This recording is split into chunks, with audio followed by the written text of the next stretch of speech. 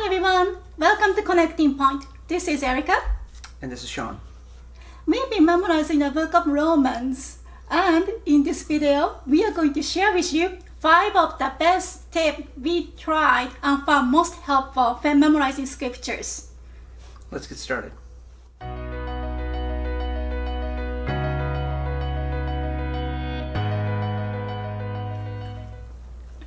Okay, so without any further delay, let's get started on sharing our 5 favorite things or tips as to how we go about memorizing scripture.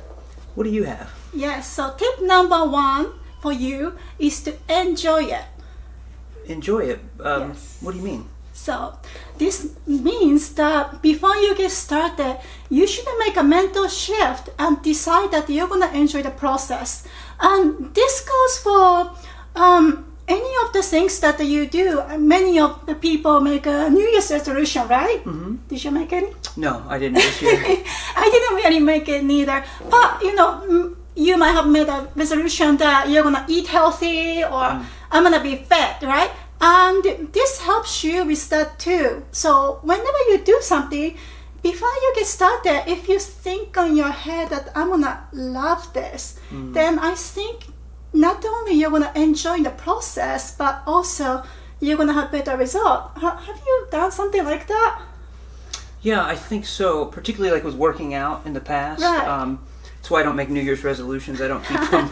But stuff like that is, if I didn't make that mental shift to say, I'm going to like this, then it was difficult. Now, you can't just trick yourself into believing, like doxastic voluntarism, which we won't get into right now, but it would be hard to force yourself to believe something that's not true, but there are different ways to sort of encourage yourself. And so, yeah, that would be something I might do. Yes, I think so too. Now, to me, I came to America when I was 16 years old, and I knew that living in America will be so different from living in Japan, and I knew there will be something I'm not going to like.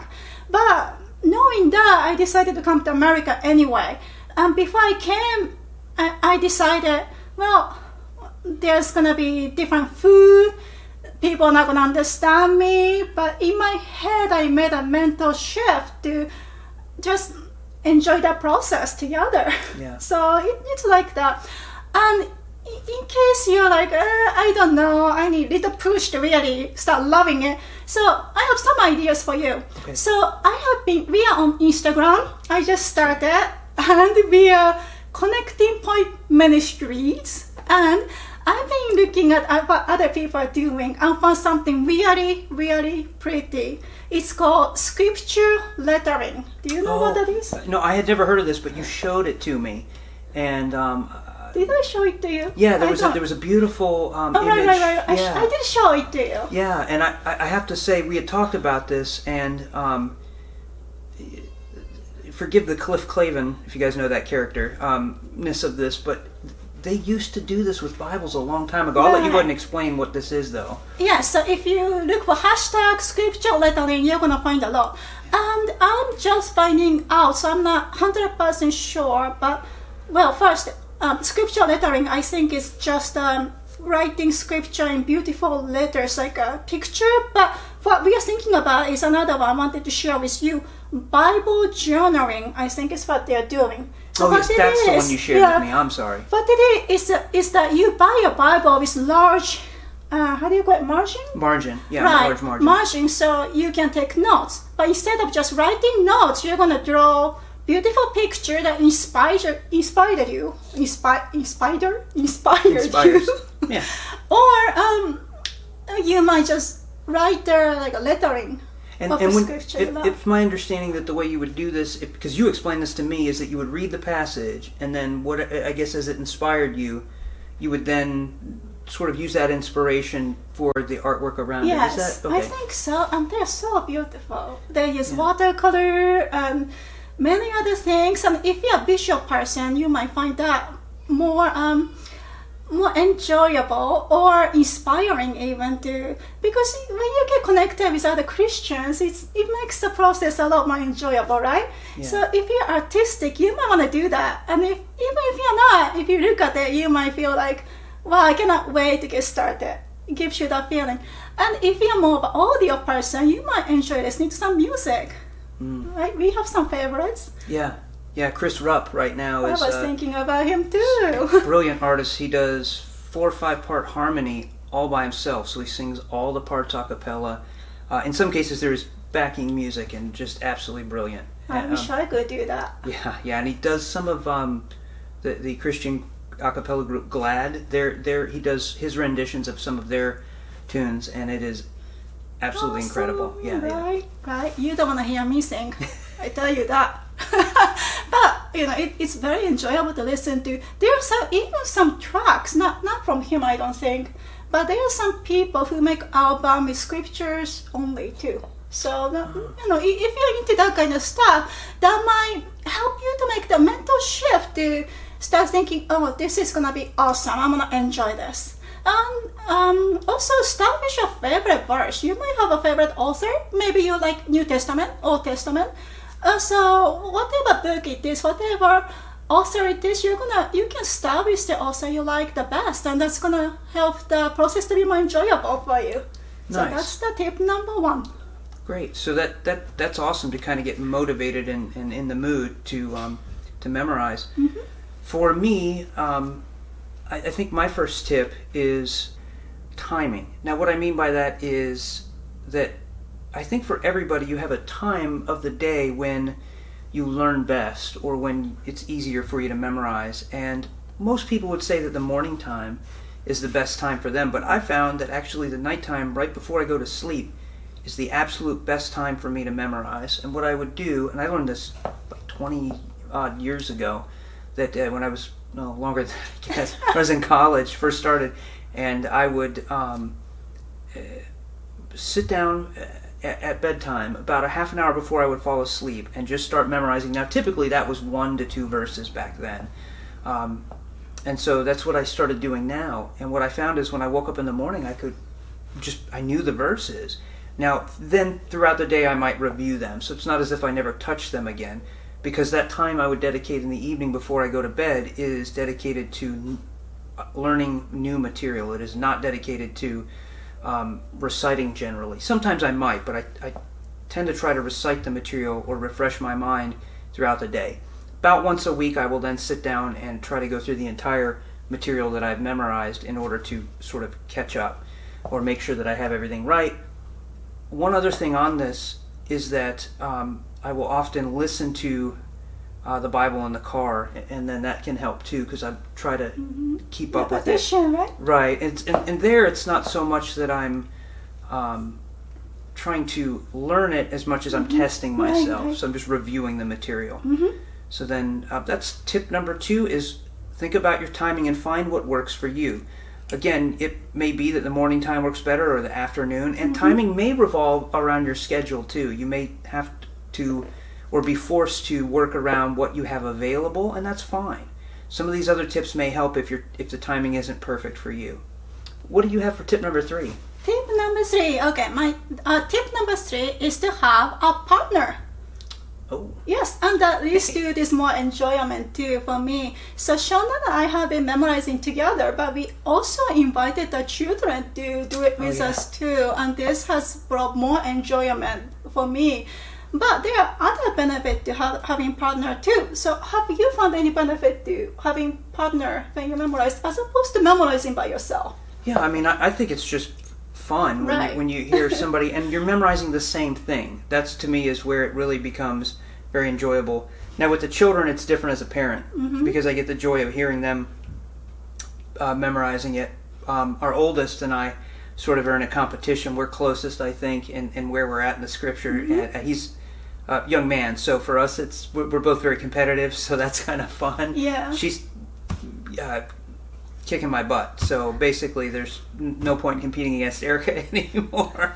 there is a point. You might pass me. Oh, we never know. So there are other benefits, like I said. Now other benefits are that just like Sean said, well, maybe it's a little off topic from Sean said, but for accountability, like exercising, you hear that if you're going to start exercising, you want to have an accountability partner, right? To make sure that, hey, you better wake up, you're going to jog with me, even if you don't like it. And you need that little kick in the butt sometimes, right? So accountability now, and your partner might say that, and hey, you better do that, or might not say it even, but just having the partner to me helps me feel like, yeah, I want to do this more. So it's a great motivation for me. And another benefit of having a partner is your partner is going to work like the spotter when you're lifting weight. A spotter is going to help you to lift a little heavier than how much you can lift on your own, right? And make sure you're not going to get hurt. So when you have this partner who's going to open the Bible and make sure you're saying it right, and you recite it, the person is going to help you out where you make a mistake. Yeah. Or when you say, oh, what was that word? Tell me what that was. Your friend is going to be able to tell you. It's going to help you, go a little farther as you practice. And it's really great. To me, it's been great to have a partner. Yeah, me as well. That's true. So on to tip number 4. Is that right? Yes. Number 4. So, for me, another great tip is that I use movement in my memorization. Now, this is a good point to explain something real quick. If you're not familiar, people have different learning modes or styles or methods. What I mean is that some folks are visual learners, while others are auditory. And then generally the last group of us is your kinesthetic or haptic or tactile. Those are really all the same thing. That's tautology, of just saying the same word in a different way.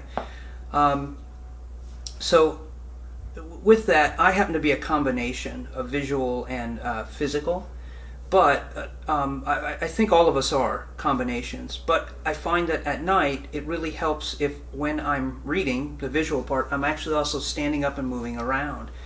For me, that is a great way to memorize, and with that, then I would use classical devices like repetition. So I might use repetition in addition, where I'm saying if I've got one verse, I might chunk it, which I'll talk about in a minute, and then as I'm repeating that over and over again, I'm also moving. Sometimes that alone is enough, but if it's really tricky, sometimes I have to add something, and what I use is sign language. I was blessed enough when I went through high school that sign language became an elective for your required languages, and for me that was perfect because again I'm kinesthetic, tactile or haptic learner. That just fit me perfectly. So I will look up signs if I don't know them for certain words. So for instance, mutual, that when I got to that, there's a passage in Romans 1 where let me think, mutually encouraged by each other's faith, both yours and mine. And notice that even when I say yours and mine, I'll use my finger, both yours and mine, to make sure that I've got the order right, the words right. Sometimes it's just a generic, it's not even really a sign. It's a hand motion that I've made up. We make I see that kids are sometimes making their own motion. I think it's cute. Yeah, so I might do that. The problem is when we drive a lot of places together, we're going grocery shopping or whatever, and she's quizzing me while I'm driving. I can't visualize because I'm driving, and I can't move my hand. Don't do this if you're driving. Yeah, so the only problem with this is it can be a detriment. So while it's a great crutch to get you started, make sure at some point that you are, you sort of move away from it because you can't always utilize it. I mean, I don't care if people think I'm crazy. Most people already do, but So in other words, doing the motions while I'm talking, that's not really a big deal. But again, you may have your hands occupied, or you may, depending on how you're using it, if you're witnessing to somebody, you don't want that to be a distraction from what you're doing, or in a debate, or whatever the situation might be. So at any rate, motion, movement, and or hand gestures is tip number 4. Tip number 5 is to understand the scripture you're memorizing. Because when you understand that, it's going to give you more enjoyment and help you with that process. And if you're going to memorize, you might as well, right? I mean, what's the point of memorizing just the words? You don't understand how to use it. So you might as well, right? So to me, it is like the fitness. When you work out, you want to lift weight in the correct form, and you want to know which muscle you're using, and that is. Now, why do we do that? Right. It is to maximize the benefit you're going to get and prevent injury, right? Right. Now, if you understand the context clearly, to me, it maximizes the benefit in the sense that you know what it's saying, so you know how to apply it. And also to prevent injury in the sense that it prevents the misunderstanding of the scripture. Yeah, and I think it also helps you, if you're, again, with those sort of tricky words, if you understand them a lot of times, it can help you to sort of assimilate it into the passage, if that makes sense. You have the general concept of what the verse is saying, right. So it's much easier to then go, okay, I know what the idea here is.